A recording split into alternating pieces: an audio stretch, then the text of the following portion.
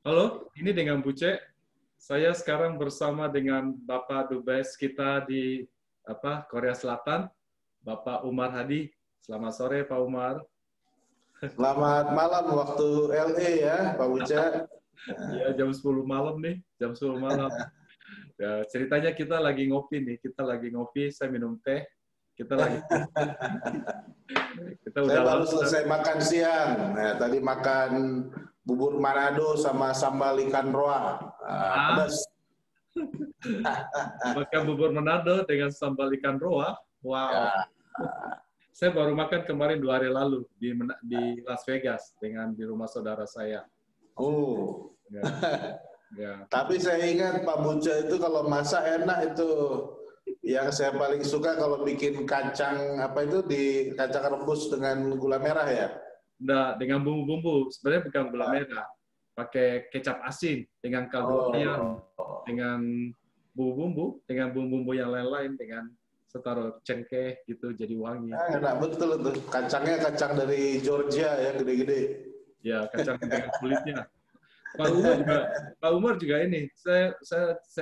I miss your kepala ikan itu loh. Bakar, terus dibikin gulai ikan banyak banget gitu ya. Iya. Itu paling enak sih. Itu enak banget Pak Umar. Tidak tidak anyir loh. Nggak tahu kenapa bisa nggak anyir. Iya, dulu itu kan saya ingat ya pada Pak Tony ya, Pak Tony yang punya Kika Sushi ya, Tuh. suka kirim kepala ikan salmon karena di perusahaan dia kan kepala ikan nggak dipakai, I know. karena bikin sushi hanya dari file dari badannya. Jadi dia bilang, Pak Umar ini kalau kepala ikan aja saya kirim, waduh terima kasih banget Pak Tony. Jadi kalau Lebaran kita bikin gulai kepala ikan salmon. Wah, sedap Ya. sekali itu. I know. Kalau di Korea ada nggak kayak gitu Pak Umar? Iya, di sini malah di belakang Wisma, ya Hah? di belakang Wisma KBRI ini ada pasar ikan, Ah, namanya Noryangjin. oke. Itu pasar ikan besar sekali, jadi saya senang belanja di sana. Cuma ya nggak dapat kepala ikan, tapi ada ikan yang saya paling suka itu ikan sebelah, jadi badannya itu hanya sebelah. Ya, ya, Apa ya, ya. namanya? Ya, ya. Karena Halffish. kalau di Korea ini ikan itu ditambak, diternak, dibudidayakan. Jadi banyak juga anak-anak kita yang kerja di tambak-tambak ikan itu. Juga ada anak-anak kita, anak Indonesia yang kerja di kapal-kapal ikan di sini kan, suka kirim itu ikan kakap, kakap merah, ada ya kita suka masak-masak lah di sini. Wah, keren dong. Keren, lebih enakan di Korea dong daripada LA. Sama enaknya. Ya, saya dengar itu juga ya, keren banget. Saya kemarin lihat foto-foto anak-anak itu mereka wisuda ya. Itu ceritanya gimana tuh, Pak Umar? Ya, setiap tahun itu yang saya paling tunggu-tunggu memang acara wisuda Universitas Terbuka di Korea. Oke. Jadi di Korea Selatan ini kan ada orang Indonesia jumlahnya kurang lebih 40.000 ya. Ya. Nah, sekitar 36.000 itu adalah pekerja migran. Ya. Umumnya itu mereka bekerja di pabrik-pabrik, ada juga yang di kapal ikan, macam-macam. Tapi yang sebagian besar 26.000 itu bekerja di pabrik-pabrik di Korea Selatan. Ya. Nah mereka ini 60% pendidikannya sudah tamat SLTA. Ya. Jadi SLTA itu setingkat SMA ya? SMA, ya kan. Nah ini kan kalau di Korea Selatan ini pekerja migran kita, tenaga kerja kita ini kan diatur dengan pemerintah, jadi bagus. Hak-haknya itu dijamin berdasarkan Undang-Undang Korea Selatan sama dengan hak-hak pekerja lokal, ya. Jadi dari segi gajinya ya lumayan sesuai dengan upah minimum di Korea Selatan, asuransi kesehatan, hak cuti, hak lembur, macam-macam. Jadi berdasarkan Undang-Undang Korea Selatan yang sudah sangat baik dalam hal perburuhan di sini ya. Nah, jadi kan mereka selama berada di sini kontraknya itu bisa 3 tahun, bisa diperpanjang 1 tahun 10 bulan, bisa 2 kali. Jadi kalau yang 2 kali itu hampir 10 tahun di Korea. Atau kalau yang sekali paling enggak 4 tahun 10 bulan. Usianya masih pada muda-muda, ya kan? Mulai umur 9, rentangnya itu 19 tahun sampai kira-kira 29-30 tahun. Wah, masih Jadi muda. saya bilang, ya kan kalau sudah punya ijazah SMA, selama di Korea 4 tahun 10 bulan, kalau ambil kuliah universitas terbuka kan pas itu. Pas selesai di sini, pas sarjana kan, biayanya nggak terlalu mahal, ya. Lagi pula anak-anak mahasiswa Indonesia yang ada di sini, yang sedang S2, S3 di sini, yang jumlahnya mahasiswa di sini 1.600-an, mereka itu sukarela mau jadi mentornya. Bahkan mereka bikin semacam kelompok-kelompok belajar, ada di 3 universitas di sini. Jadi yang pekerja kita ketika dia kuliah universitas terbuka itu, UT itu kan kelompok belajar jarak jauh ya, dengan modul-modul, sekarang dengan internet. Tetapi 2 minggu sekali atau sebulan sekali mereka ada tempat di mana mereka bisa dapat mentoring dari anak-anak mahasiswa yang S2, S3. Jadi saya senang gitu. Jadi lulusannya sudah mulai belasan lah setiap tahun, ada 15, tahun ini kebetulan 19 orang atau 19 orang. Jadi kita selalu buat acara wisuda meriah. Kalau tahun lalu itu malahan di tengah kota saya buat wisuda di tempat namanya Chonggechon, ada plaza, kita bikin panggung, kita sambil ada acara budaya, ada tari-tari, ada kuda lumping, ada reok, sambil mewisuda, kan seru. Tahun ini karena ya pandemi COVID, kita masih harus mematuhi protokol kesehatan ya. Jadi kita bikin acaranya hibrid, ada yang hadir fisik, ada yang online, pakai masker semuanya dan sebagainya. Tetapi tidak mengurangi kekhidmatan, dan malah bagus karena keluarganya yang di Indonesia bisa ikut lihat di Zoom-nya atau di YouTube-nya kan. Jadi saya selalu bangga. Karena buat saya yang penting teman-teman kita ini, para pekerja migran, selesai kerja di Korea, kontraknya selesai, mereka punya tabungan cukup, ya kan, badannya sehat, pulang ke Indonesia, kalau sudah punya tambah bekal pengetahuan, ilmu pengetahuan, di Indonesia nggak usah cari-cari kerja lagi, tapi langsung buka usaha. Jadi wirausaha, malahan membuka lapangan kerja, itu yang penting. Nah, makanya kita juga di KBRI ada namanya kelompok-kelompok belajar Kampung Korea. Kampung Korea? Kami mantap pulang dari Korea. Itu singkatan. Jadi ini kelompok kami belajar. Gimana Pak Umar? Kami mantap apa? Pulang dari Korea. Pulang dari Korea. Kampung Korea. Jadi mereka kita kasih modul-modul pengetahuan praktis mengenai misalnya bagaimana mengelola keuangan perusahaan atau bagaimana mendirikan perusahaan. Usaha-usaha apa yang di Indonesia sekarang lagi bagus, ya kan? Bagaimana caranya pinjam uang ke bank. Jasa-jasa perbankan apa saja yang bisa dimanfaatkan untuk membantu kita memulai usaha. Kayak gitu-gitu. Yang praktis-praktis kita bikin. Jadi bayangkan kalau udah di sini punya tabungan, ada modal, ya kan? Terus ada teman-teman yang idenya sama. Nah, jadi beberapa tuh yang sudah selesai dari sini pulang ke Indonesia, ada yang buka restoran, ada yang punya usaha ternak ikan, ada yang punya usaha apalagi kemarin itu buka pabrik kecil untuk bikin salah satu komponen mobil itu. Jadi kerjasama dengan mantan perusahaan tempat dia kerja yang di Korea. Jadi macam-macam. Jadi pulang dari Korea tidak usah lagi cari kerja, malahan buka usaha. Keren. Nah, itu jurusan apa aja Pak Umar? Yang di Universitas Terbuka itu jurusannya yang paling banyak itu ilmu komunikasi sama manajemen. Oh, komunikasi dia pakai bahasa apa? bahasa Korea kan susah. Bahasa Indonesia, ini kan universitas terbukanya dari Indonesia, UT. Oh, Di Indonesia kan UT cukup besar. oh, maksudnya universitas terbukanya tuh di Indonesia, bukan di Ya. Korea. Tapi kita Jadi belajarnya dari Korea. belajarnya di Korea. Jadi Oh, namanya itu belajar jarak jauh, distant learning. oke. Jadi mereka udah mulai duluan sebelum kita mulai sum-sum kayak ini gara-gara COVID. Oh ini. iya, itu mulai sudah duluan. berjalan, ya berjalan sejak lama. Udah Tapi lama. yang di Korea ini beberapa tahun terakhir ini kita kalau dikasih wisuda yang bagus ya kan, meriah, khidmat, orang bangga. Pertama dia bangga dia sudah lulus sarjana. Ya. Tapi yang kedua juga buat teman-teman yang lain jadi tertarik. Wah, rupanya kalau kita kuliah di universitas terbuka bukan cuma dapat gelar sarjana, tambah ilmu pengetahuan, tapi Di juga acknowledge juga. Ya, di ya, acknowledge juga. Ya. ya, didukung sama Pak Dubes. Ya. Nah, tambahan di sini kan ada BNI, Bank BNI cabang Seoul, ya. Ya. Nah, kebetulan Bank BNI ini luar biasa, sangat suportif. Kita selalu bekerja sama. Jadi mereka kasih beasiswa untuk mahasiswa universitas terbuka yang berprestasi.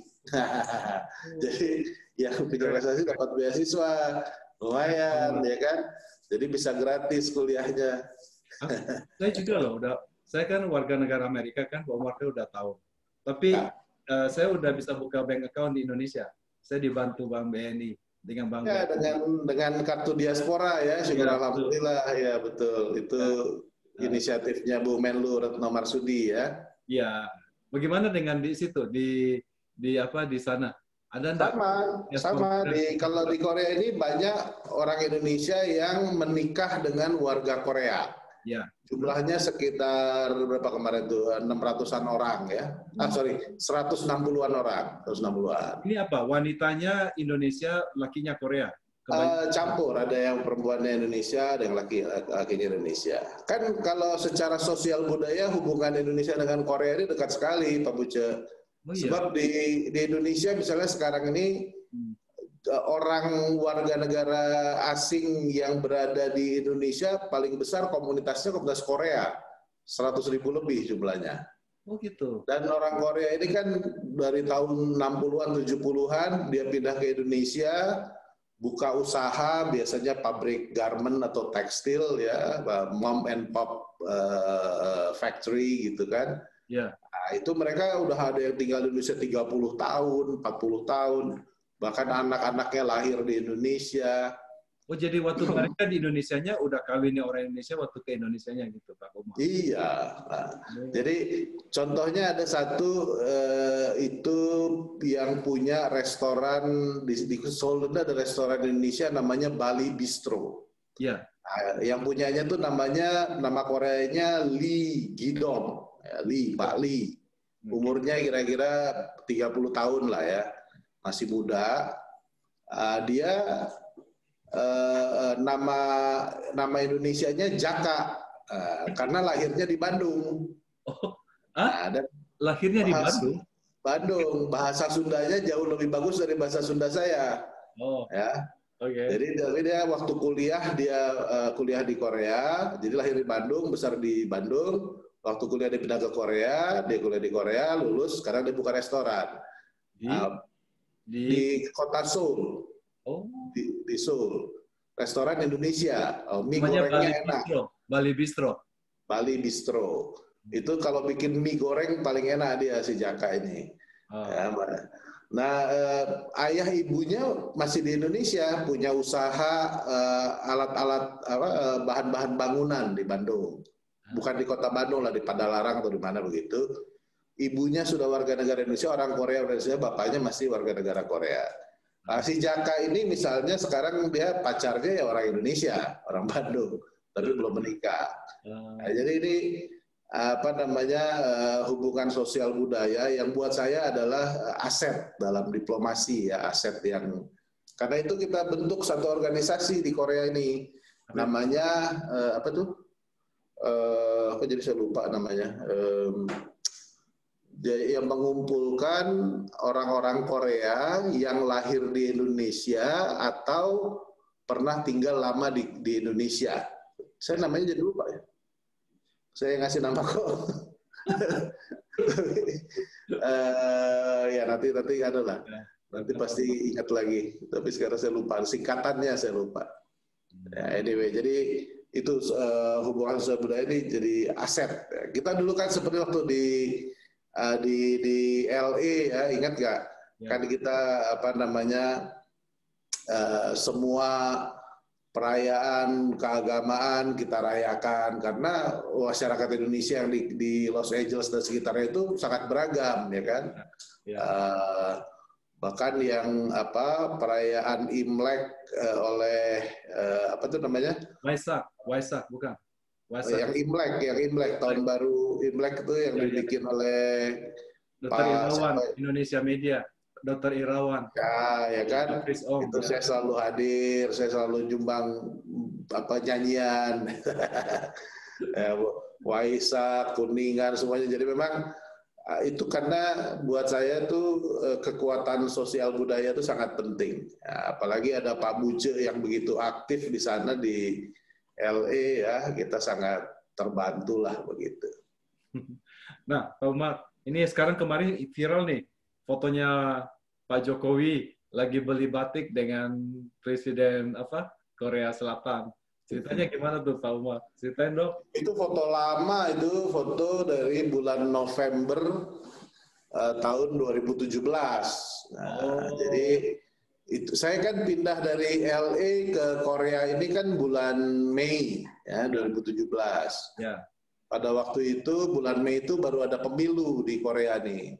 Ya. Dan Presiden Moon Jae-in terpilih sebagai presiden yang baru. Ya. Nah, jadi pada bulan Juli 2017, saya tuh duta besar pertama yang menyerahkan surat-surat kepercayaan kepada presiden yang baru, yang namanya Moon Jae-in ini, ya kan.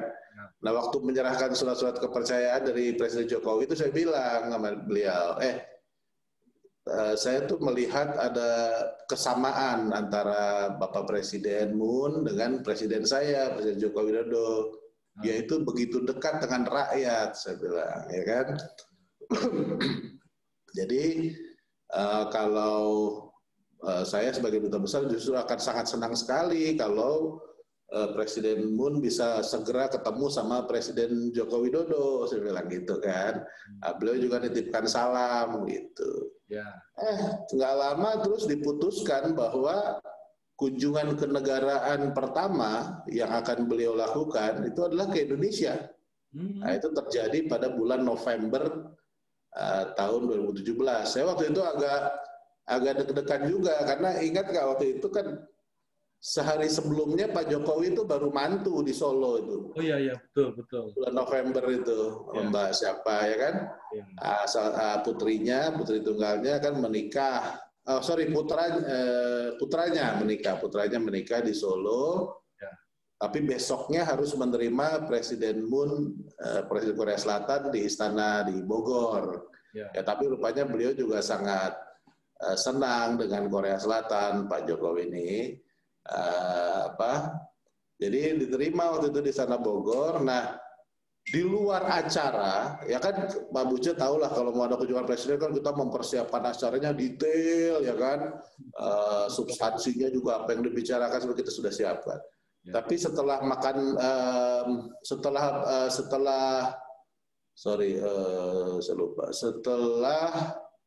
setelah pertemuan bilateral, terus nanam pohon di halaman istana sama-sama. Tiba-tiba Pak Jokowi ajak Presiden Korea dan istrinya naik mobil kart itu. Ada hanya Presiden istrinya sama Ibu Negara sama istri saya ada acara lain membatik. Tapi Pak Jokowi ajak Presiden itu naik golf cart itu ke mall yang ada di luar halaman istana itu. Istana Bogor itu kan di luar halamannya ada mall ya. Saya lupa namanya mall apa itu. Wah, jadi seru itu, lari-lari semuanya pengamanannya. Nah, di dalam mall itu ya dengan tenangnya, tapi saya ingat ada Pak Wali Kota Bimaria juga ada di situ. Ada Bu Retno juga, saya lihat pakai baju. Ya, Bu Retno ada ya. Terus di dia salah satu toko batik, terus mereka cobain baju batik, kemeja batik tangan pendek, ya, terus dibeli, terus beli ini jus apa itu ya, jus mangga atau jus apa itu minum. Jadi betul-betul dekat dengan rakyat, tidak ada jarak dengan rakyat kan, karena penuh mallnya itu. Ya. Ya, dan mereka Pasti gempar dong mallnya. Lebih gempar lagi di Korea, Pak Buce. Karena buat orang Korea, ya di Korea ini tradisi apa ya istilahnya, wah namanya presiden itu serem banget, Pak. Iya. Jadi wah sangat. Jadi pernah ada cerita misalnya si Presiden Moon Jae-in ini yang dari Partai Demokrat ini, dia satu hari membuka jasnya, jadi memimpin sidang kabinet, dia buka jas sendiri, terus dia taruh di kursinya, di belakang kursinya, ya kan? Itu ribut di Korea itu. Wah, harusnya presiden itu, apalagi ini di Istana Bogor, di Bogor sama presiden kita berada di tengah-tengah rakyat di satu mall, nyobain ke meja batik sama-sama, wah luar biasa. Dan ini juga membuat di Korea Selatan menjadi arus sekarang yang lebih informal sekarang, berbagai perilaku politisi ya, lebih dekat dengan rakyat dan sebagainya, luar biasa. Nah, tahun berikutnya 2018 bulan September ya, Pak Jokowi berkunjung ke Korea, tunjukkan balasan, ya kan? Karena waktu di Bogor, kamu datang dong. Oke, jadi setahun kemudian datang Pak Jokowi ke sini. Ya, nah itu juga di luar acara yang kita persiapkan, tahu-tahu setelah dinner, ya state dinner, tahu-tahu Presiden Moon Jae-in ini narik Pak Jokowi sama, ayo naik mobil, kalau itu naik mobil, pergi ke pasar di sini namanya Dongdaemun. Jadi pasar Dongdaemun itu kayak kalau di Jakarta tuh pasar Tanah Abang. Ya. Pusat kulakan untuk baju, tas, sepatu, ya kan. Nah, jadi mereka di tengah pasar itu juga lalu nyobain kemeja bikinan Korea, dibeliin, Pak Presiden Korea beli. Jadi sangat akrab sekali, dan juga di tengah rakyat, dan gempar juga beritanya di Korea Selatan maupun di Jakarta. Jadi ini kemudian tahun berikutnya lagi, tahun 2019, bulan November, Pak Jokowi datang lagi. Jadi saya di sini 3 tahun sudah 2 kali menemani Presiden Jokowi. Datang lagi, waktu itu di Kota Busan, itu ada KTT ASEAN ya. Nah, di situ Pak Jokowi nanya sama saya, saya pengen dong yang melihat kehidupan rakyat Korea yang ini. Ya baik Pak, jadi kebetulan hari Minggu itu ada waktu beberapa jam, kita ajak ke satu desa namanya Gamchong, desa di Kota Busan di atas bukit.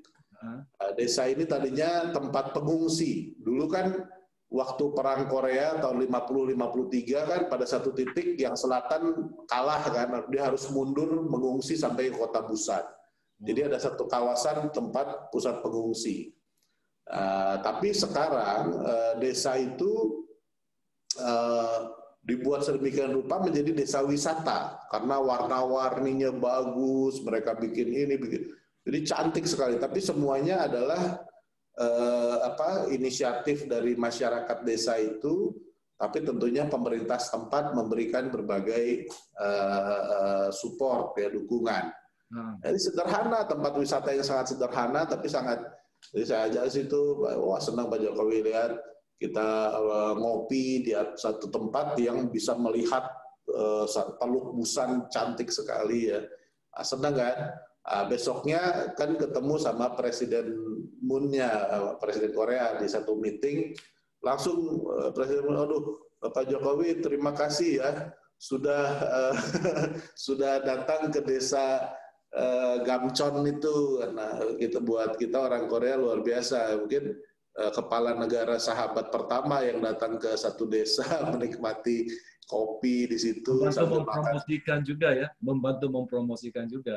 Iya, itu menjadi berita besar di Korea maupun di Indonesia.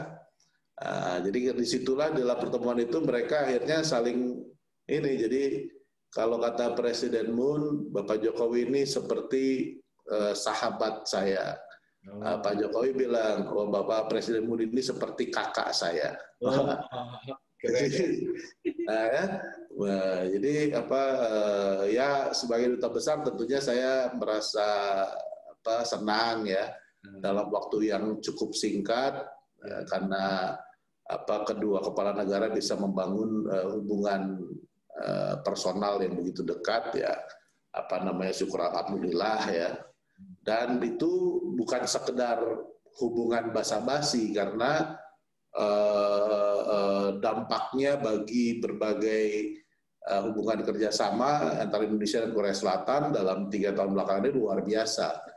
Ya, investasinya, perdagangannya, maupun kerjasama politik, jadi berbagai hal langsung meningkat drastis. Jadi hubungan kedua negara pun naik kelas. Tadinya sebagai strategic partner, sekarang namanya special strategic partners. Itu meningkat ya, namanya special strategic partnership. Dan banyak saya lihat potensinya yang bisa dikembangkan ya antara Indonesia dan Korea Selatan. Bukan hanya K-pop dan K-drama saja. Itu tuh, saya lihat ada itu ya, kemarin kan ada pabrik kabel ya, udah dari Indonesia, Korea, pabrik kabel, Pak dari Artagraha juga ada bangun ya, kerjasama. Ya, macam-macam. Yang besar-besar itu sebetulnya proyek-proyek strategis, seperti misalnya di bidang petrokimia ya. Jadi ada satu bahan kimia dasar namanya polyplen, etilen dan polyplen ya. Itu bahannya dari minyak sebetulnya. Tetapi di Indonesia rupanya karena tidak ada hanya ada namanya Chandra Asri yang memproduksi itu, kan itu perlu cracker ya. Jadi dari minyak jadi nafta lalu di-crack menjadi 2 bahan dasar kimia itu. Itu ada perusahaan Korea Lotte Chemical sedang membangun satu industri petrokimia dasar di Cilegon ya. Sehingga nantinya kita kalau itu sudah selesai bersama-sama dengan Chandra Asri, nanti Indonesia tidak perlu lagi impor. Bahan kimia ini sangat penting dalam produksi berikutnya, yaitu bikin namanya ABS, lalu bikin plastik. Jadi kayak misalnya kalau kita mau bicara industri kendaraan bermotor kan banyak bahan-bahan yang dari plastiknya itu kan. Nah itu perlu bahan-bahan kimia ini. Atau mau berbicara industri alat-alat rumah tangga, bikin televisi, bikin kulkas, ya kan banyak plastik yang dibutuhkan ya kan. Jenis-jenis plastik itu jenisnya macam-macam, tapi semuanya membutuhkan bahan-bahan dasar kimia, industri petrokimia tadi. Jadi itu kayaknya itu pabriknya akan mulai produksi kalau nggak salah 2021-2022. Lalu industri baja, ya, jadi perusahaan baja terbesar di Korea yang sekarang terbesar di dunia namanya POSCO, Pohang Steel Corporation.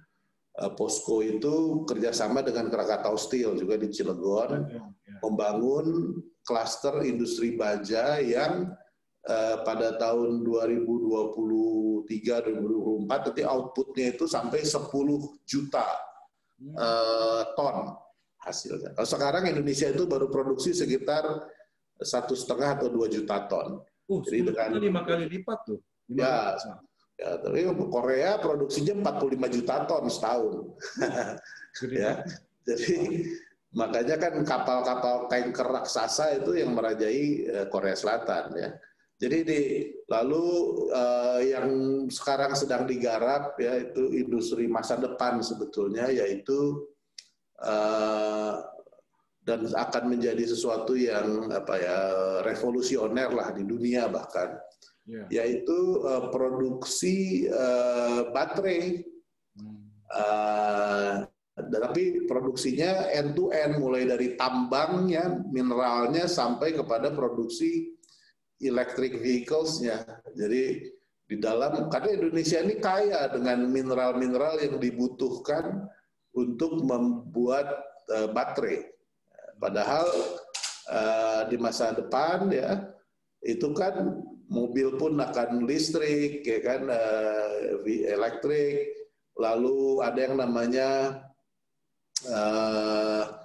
nanti kan kalau yang renewable energy ya, yang tenaga surya, tenaga angin, macam-macam itu kan butuh storage sistemnya, jadi baterainya yang untuk menyimpan listriknya. Karena kalau listrik dibuat dari pembangkit listrik yang batu bara atau yang minyak dan gas itu kan konstan. Tetapi kalau yang ya kan listrik dari matahari kan hanya siang aja masuknya. Betul. Ya kan? Jadi disimpan dalam satu sistem ISS ya, Electric Storage System. Itu seperti baterai sebetulnya. Nah, jadi masa depan itu akan produk-produk seperti itu yang akan mendorong industri lebih lanjut, ya kan. Jadi ini sangat besar proyeknya, mega proyek. Tapi ya kita masih negosiasi lah, mudah-mudahan dalam waktu dekat bisa diwujudkan. Ya, insya Allah Pak Umar ya. Nah, pertanyaannya Pak Umar nih, satu terakhir nih ya. Ini kan baru undang-undang baru yang dibuat kemarin ini yang lagi ribut di Indonesia. Apakah ada undang-undang ini yang dikeluarkan ini yang menguntungkan mengenai investasi Korea ke Indonesia ini? Ini jadi serius pertanyaannya. Ya. Masih belum. Saya ini birokrat, ya. Saya ini diplomat profesional, saya bukan politisi. Ya. Nah, jadi yang saya katakan, yang saya tahu aja. Ya. Jadi selama saya berdinas sebagai diplomat, ya, baik itu di Amerika, baik itu di Belanda, baik itu sekarang di Korea Selatan, ya, saya bisa merasakan setiap kali saya bergaul dengan pengusaha, ya, kan tugas saya antara lain menarik pengusaha-pengusaha di negara-negara tempat saya bertugas supaya mau berusaha di Indonesia. Ya. Itu saya bisa merasakan bedanya. 10 tahun yang lalu saya di Belanda, kemudian 3 tahun yang lalu saya di Amerika, di California, sekarang saya di Korea. Ya. Pasti namanya pengusaha banyak keinginan. Komplain. Saya nggak mau bilang komplain, keinginan. Ya kan? Pasti namanya pengusaha kan, sama mau yang orang Belanda, yang orang Amerika, yang orang Korea, semuanya kalau ketemu sama saya yang mewakili pemerintah Indonesia pasti punya list keinginan-keinginan, ya kan, wish list istilahnya kan. Memang ada satu elemen yang sudah sangat terasa perubahannya. Yaitu yang disebut dengan ease of doing business, kemudahan untuk melakukan bisnis. Nah, buat pengusaha kan penting, birokrasinya nggak ruwet, ya kan, nggak merasa ditipu kanan kiri, nggak harus pungli dan macam-macam, kan penting buat pengusaha supaya dia ada kepastian, dia mau taruh uangnya untuk usaha apa, ya kan. Nah, ini dari tahun ke tahun kita tuh ada kemajuan. Ya, kita nggak diam aja. Dan ini langsung dari pengusaha-pengusaha orang Belanda, orang Amerika, orang Korea, pengusaha-pengusaha besar maupun pengusaha-pengusaha menengah, kecil, ya. Apalagi kalau yang Korea ini kan kebanyakan pengusahanya pengusaha UKM yang bisnis di Indonesia itu, yang punya pabrik garment, punya pabrik sepatu, ini kan UKM, ya, bukan Samsung atau Lotte atau ya. Nah, tentu mereka memerlukan kepastian ketika mengurus perizinan, ya kan. Dulu misalnya 10 tahun yang lalu di Belanda itu saya ingat banyak masalah masih tentang pembebasan lahan, mengenai tanah itu ruwet banget urusannya. Di waktu di Amerika masih ada tapi sekarang banyak yang sudah bilang sama saya, banyak yang sudah sangat cepat, ya, apalagi yang kalau yang masuknya investasi bikin pabriknya di kawasan industri ya itu mudah, harganya lebih mahal tapi lebih kepastian, lebih cepat dan sebagainya. Jadi kita tuh ada kemajuan. Orang makin mudah untuk melakukan usaha di Indonesia maupun bekerja sama dengan atau joint venture dengan perusahaan-perusahaan Indonesia. Nah, itu pesan saya selalu begitu. Kalau kamu mau buka usaha di Indonesia, cari dulu partner ya untuk supaya joint venture, ya kan. Nah, sebenarnya kan undang-undang yang baru ini maksudnya kan supaya perbaikan-perbaikan yang sudah berjalan itu dibungkus dalam satu undang-undang yang memberikan lebih kepastian. Kan itu maksudnya. Jadi dan kalau bahwa sekarang ada kontroversi begini begitu dalam ya kalau saya sih sebagai birokrat, sebagai diplomat, menurut saya ya namanya juga demokrasi kan. Nah, kalau demokrasi ya harus begitu, ada perdebatan, wajar aja. Jadi yang penting sebenarnya adalah si pelaku usaha, itu memang mempunyai kepastian dari segi hukum, dari segi peraturan perundang-undangan. Tidak ada undang-undang yang tumpang tindih. Jadi kalau menurut regulasi yang ini mesti begini, tapi yang lainnya lain lagi ya susah. Tapi kalau semua regulasinya menjadi harmoni, sederhana, simple, memberikan kepastian, orang yang punya kapital, punya modal, pasti dengan tentunya akan menanamkan modalnya. Kalau ada yang menanamkan modal, dan juga sebenarnya saya kan hanya separuh cerita karena saya hanya dari pemodal-pemodal yang ada di negara lain atau istilahnya investor asing. Sebenarnya sama pentingnya adalah justru pemodal-pemodal di Indonesia sendiri, ya kan, pemilik modal. Tadi saya ceritakan misalnya kayak anak-anak pekerja migran yang ada di Korea ini, ya kan, kan mereka selama di sini punya modal, dan nabung gitu kan, karena kan gajinya lumayan di sini sama dengan gaji buruh Korea, ya kan. Sampai di Indonesia modal ini dia mau apakan? Nah, kalau antara lain misalnya saya baca dari undang-undang yang baru ini, undang-undang Cipta Kerja ini, ternyata misalnya kalau sekarang buka PT atau CV, PT itu tidak perlu modal minimum, ya kan? Ya, dulu kan ada benar-benar soal 100 juta tuh. Nah, jadi berarti lebih mudah. Apalagi kalau dia bukanya restoran atau usaha kuliner. Ada tuh salah satu tuh yang sudah di Jogja sana, dia bikin getuk, produknya getuk apa gitu. Getuk linting, getuk enak gitu. Nah, itu untuk sertifikasi halalnya sekarang dibiayai oleh pemerintah, ya kan? Jadi ya buat anak-anak ini, buat mereka ini saya bilang, buat Anda mestinya, jadi makanya saya bilang buka usaha, justru buka lapangan kerja untuk yang lain. Kan semua usaha itu kan mulainya UKM.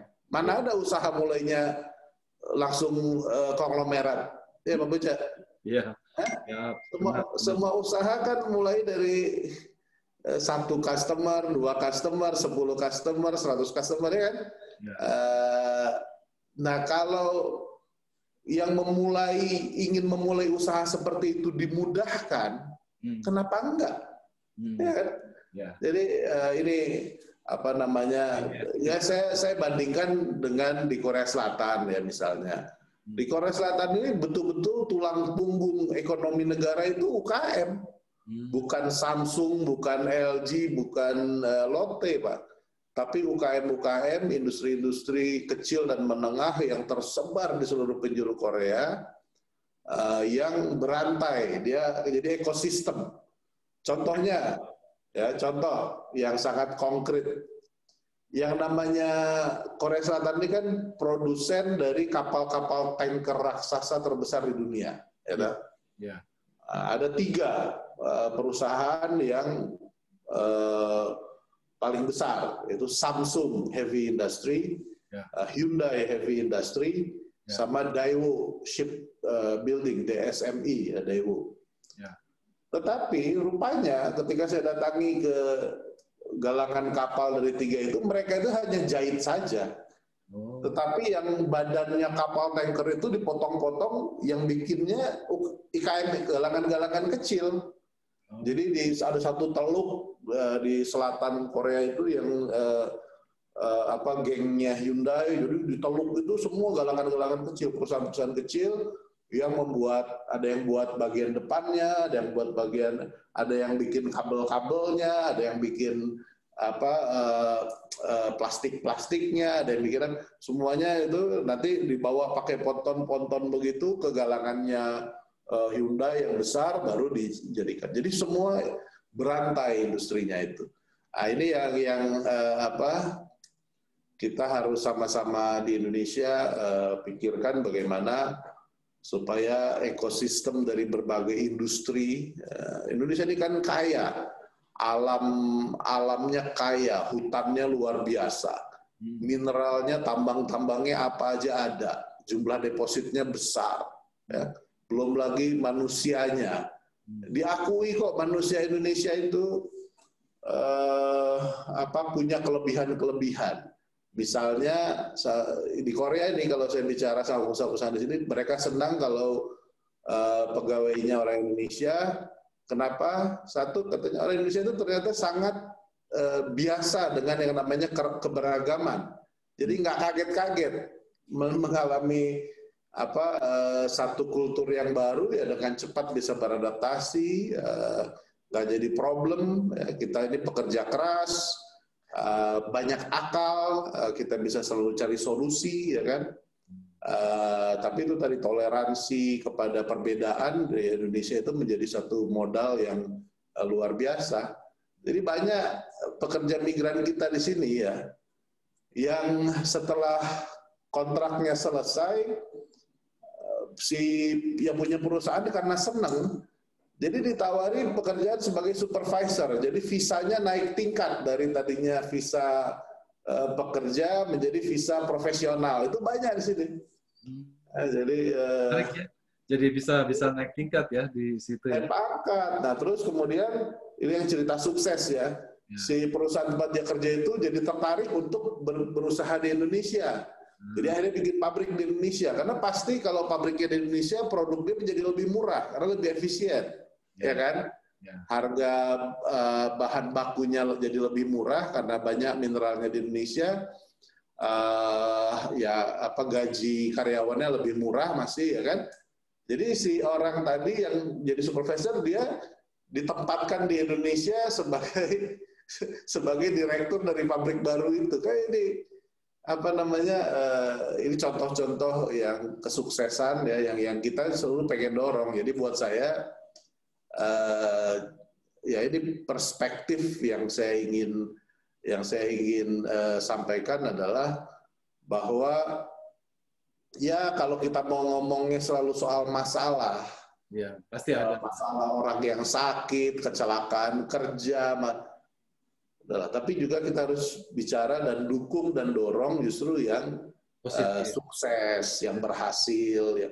Jadi kita harus kalau masalah ditangani dengan baik, tapi yang sukses harus kita dorong dan kita bina lah begitu supaya lebih sukses lagi.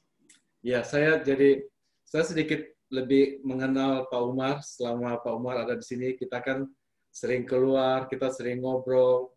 Ada satu hal yang saya lihat dari Pak Umar nih ya.